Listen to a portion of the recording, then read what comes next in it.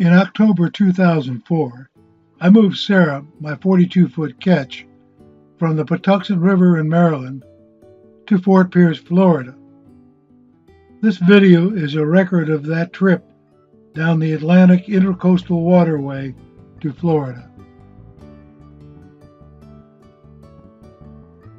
Mike Repass and I departed Solomons, Maryland around noon on October 8th, headed down the Chesapeake Bay to the start of the Atlantic Intracoastal Waterway, or AICW, in Norfolk, Virginia.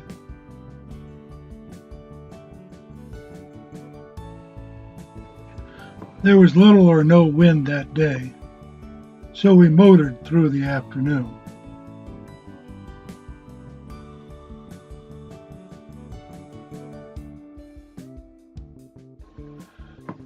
As we crossed the mouth of the Potomac River, we encountered several Menhaden fishing vessels out of Reedville, Virginia.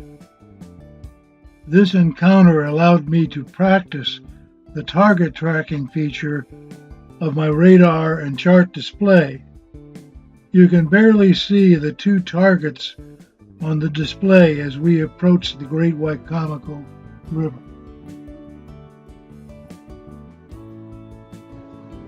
That evening, we anchored in the Great Wicomico River.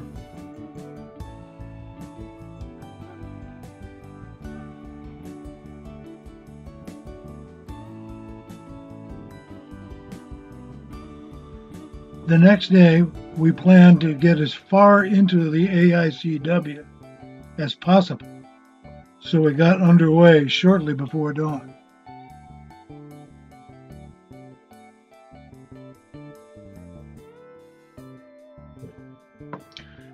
As we departed the Great Wicomico, we encountered a bank of steam fog in the bay.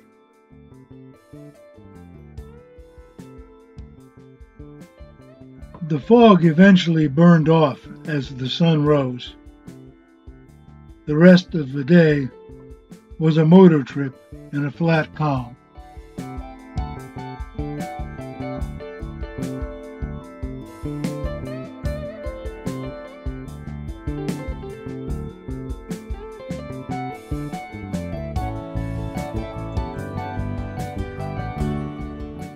By late afternoon, we entered Norfolk Harbor and passed the Naval Station Norfolk.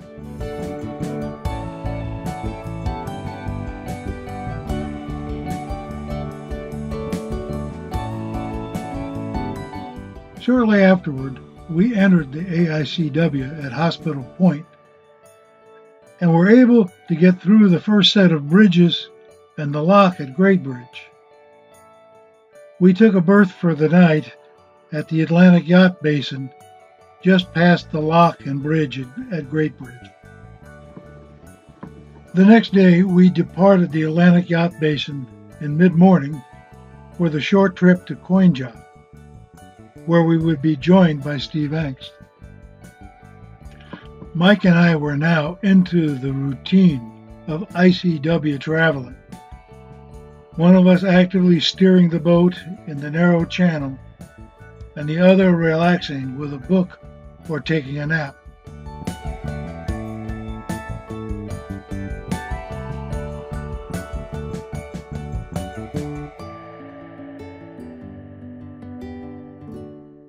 As we crossed Currituck Sound, we encountered this ketch flying a Dutch flag, but with a North Carolina hailing port. We would see this vessel several more times in the next few days.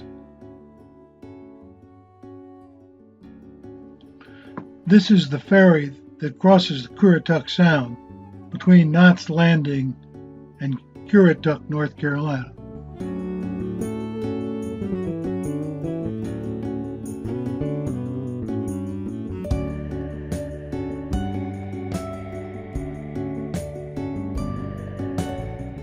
By mid-afternoon, we had refueled and taken a berth at the Coinjock Marina. Steve joined us a few hours later.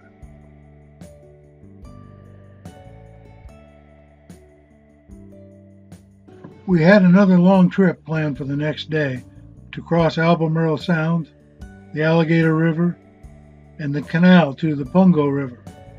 So once more, we were underway shortly after sunrise. We had a light breeze in Albemarle Sound and were able to sail much of the way across.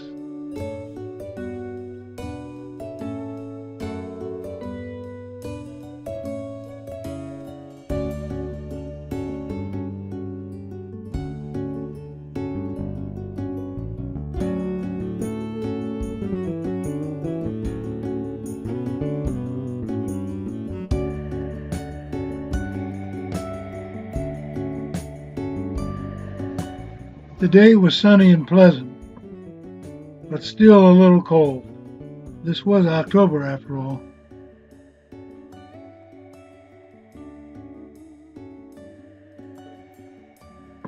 We got a little out of the channel as we entered the Alligator River and briefly went aground. As we approached the Alligator River swing bridge, the bridge tender started the bridge opening, and we had no delay heading up the river.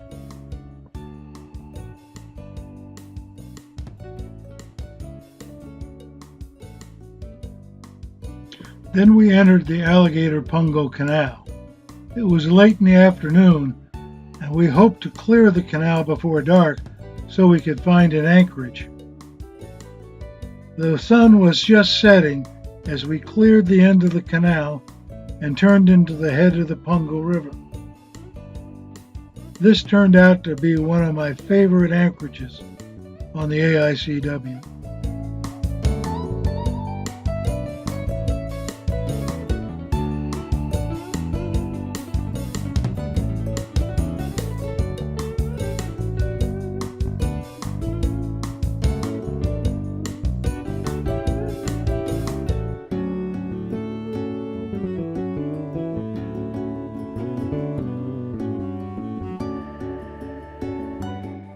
Our next target was Beaufort, North Carolina, from where we hoped to head out into the ocean and complete the trip to Florida on the outside. It didn't work out that way.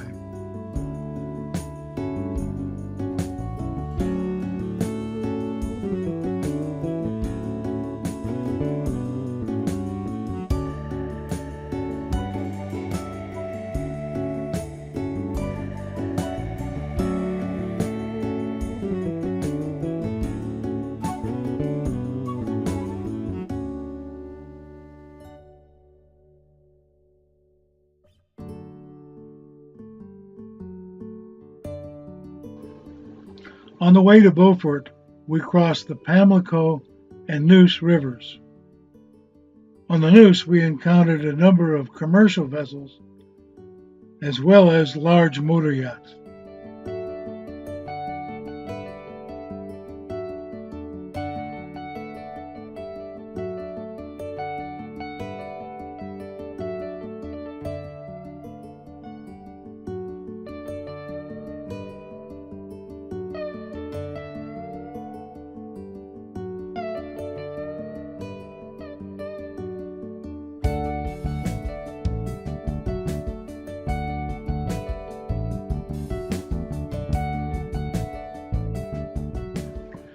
From the Neuse, we headed down Adams Creek to the Newport River and Beaufort.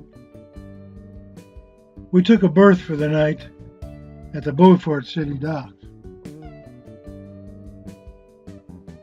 Once in Beaufort, it was clear that an ocean passage was not a good choice at this time. A major storm was forming off the coast, and it would bring gale force winds for the next several days.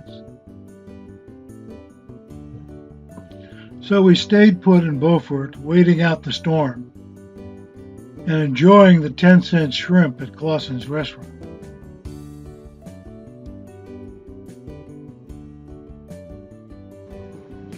After 3 nights, the offshore weather was still not inviting, so we departed Beaufort, continuing on the AICW.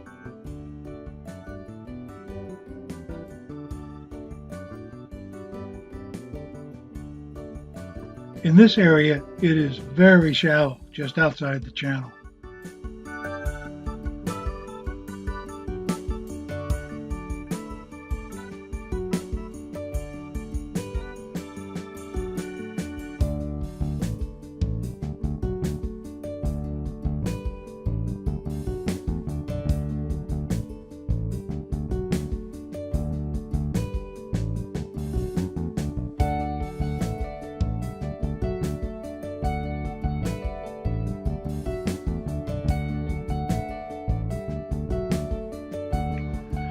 The AICW passes through the Marine Corps facility at Camp Lejeune, which has a firing range across the Wateway. Fortunately, on this day, the range was not in use, and we passed out of Camp Lejeune once we cleared the Onslow Beach Bridge.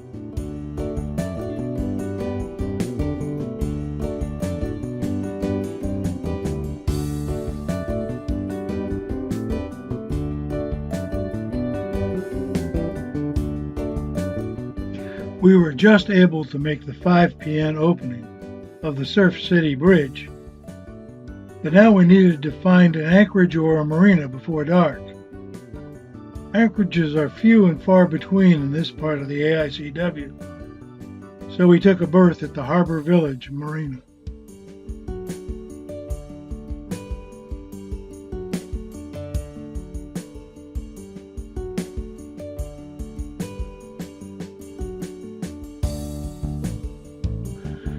We had another early start, hoping to get as far as Myrtle Beach, South Carolina, before dark.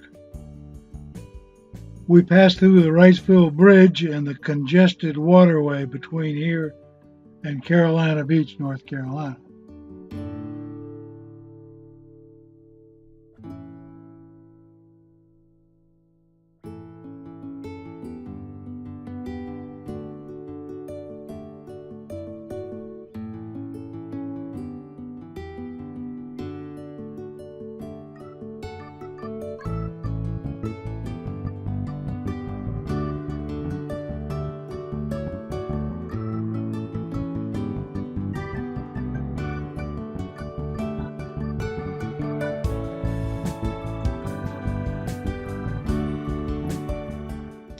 This is a dredger at the Lockwoods Folly Inlet.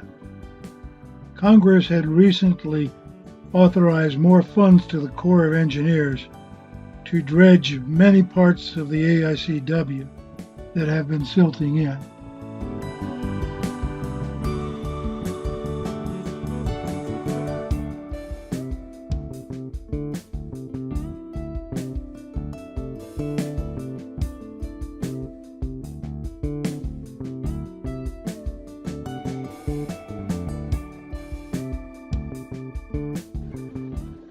This is how Carolina Beach looked in 2004 when we passed through. Here is what it looked like in 1980 on my first trip down the AICW. I think there's been a little bit of development here. We were still hoping to make Myrtle Beach before dark as we passed Southport, North Carolina. Unfortunately, the aptly named Sunset Bridge did not cooperate with our plans. This was a floating bridge in 2004, and due to an extreme low tide, the bridge was aground. When it finally refloated and opened, Myrtle Beach was no longer attainable by dark.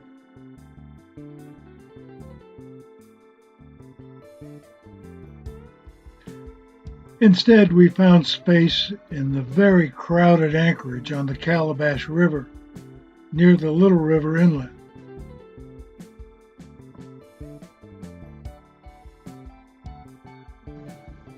We had hoped to go outside at either Southport, North Carolina, or Winyah Bay, South Carolina, but the weather was just not cooperating.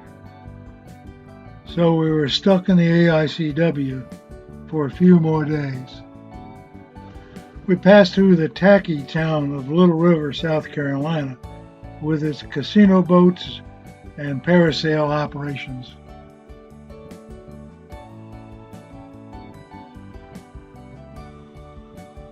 Just north of Myrtle Beach, we reached the infamous rock pile stretch of the AICW. This is a narrow channel with a rocky bottom.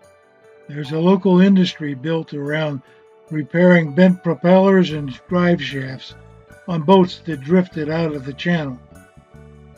We had to wait a half hour while this barge cleared the rock pile. We got through without making a contribution to the local economy.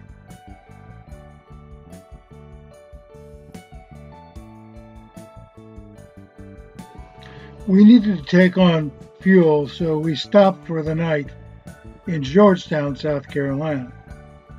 We still hoped we could go outside the next day through the Wateway Bay Inlet.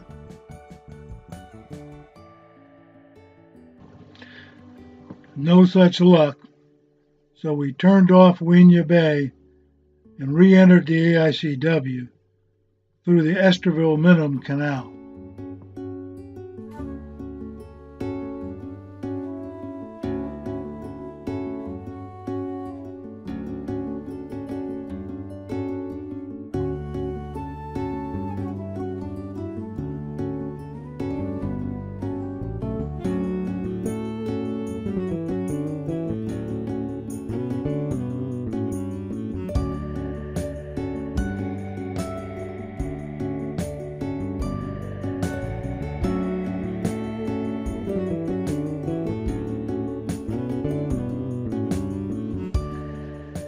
We passed another dredger near McClonesville, South Carolina.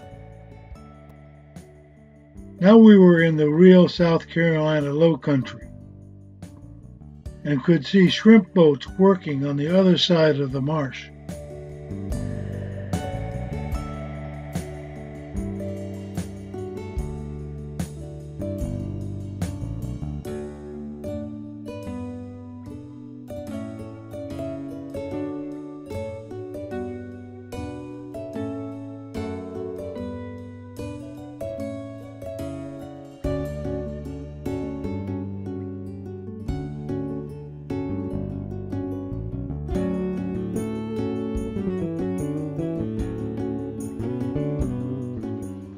This is a pretty isolated area of South Carolina, very far from any urban areas. So we were surprised to see large homes along this stretch of the AICW. The homes varied from large and ostentatious to ones like this, with a drawbridge to provide access. Whoever owns this house really wants to be left alone.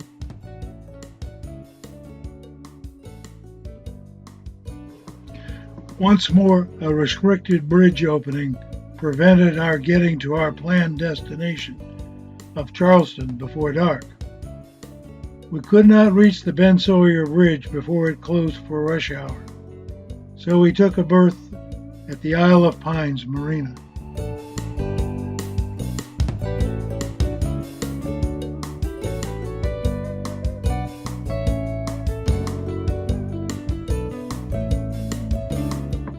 The next morning, we entered Charleston Harbor, passing Fort Sumter.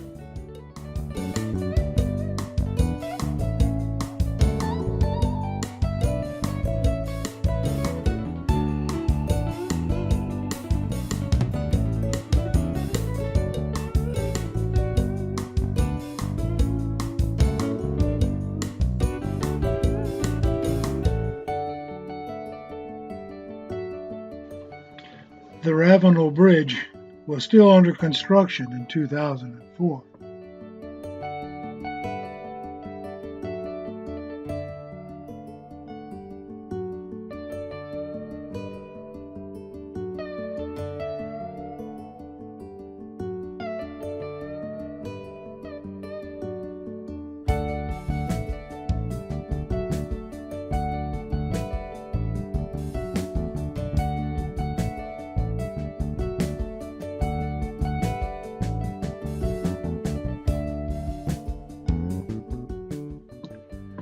We passed the historic Battery District of Charleston and then took a berth at the city marina on the Ashley River. Now the weather was cooperating for an outside passage. Another storm had formed in the Atlantic, but well north of Charleston. It would bring north to northwest winds 15 to 25 knots the next day. Unfortunately, Steve had used up all of his vacation time and had to return to work. So Mike and I prepared Sarah for the offshore passage. We left the marina around noon the next day and headed out to Charleston Inlet. Once clear of the shoals off Charleston, we turned south-southwest towards Florida. Initially, the winds were around 10 to 15 knots. That evening, the winds increased to 20 to 25 knots. Sarah was very comfortable in these conditions, and we were making good time towards the south.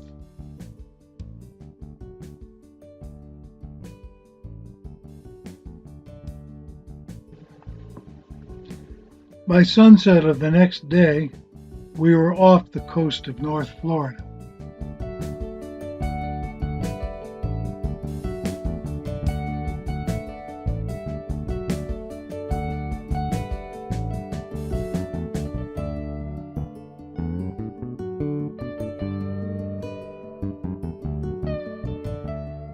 Sarah's instruments glowed in the dark that night.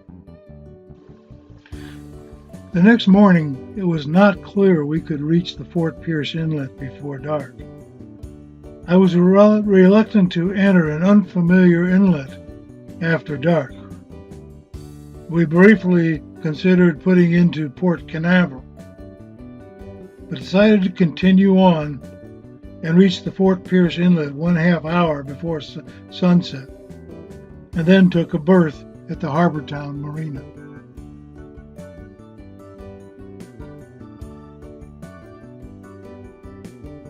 Harbortown would be Sarah's berth for the winter. Here is our trip from Beaufort, North Carolina to Fort Pierce. The total distance, including the portion on the Chesapeake Bay and the AICW between Norfolk and Beaufort, was 886 nautical miles and took a little over 2 weeks.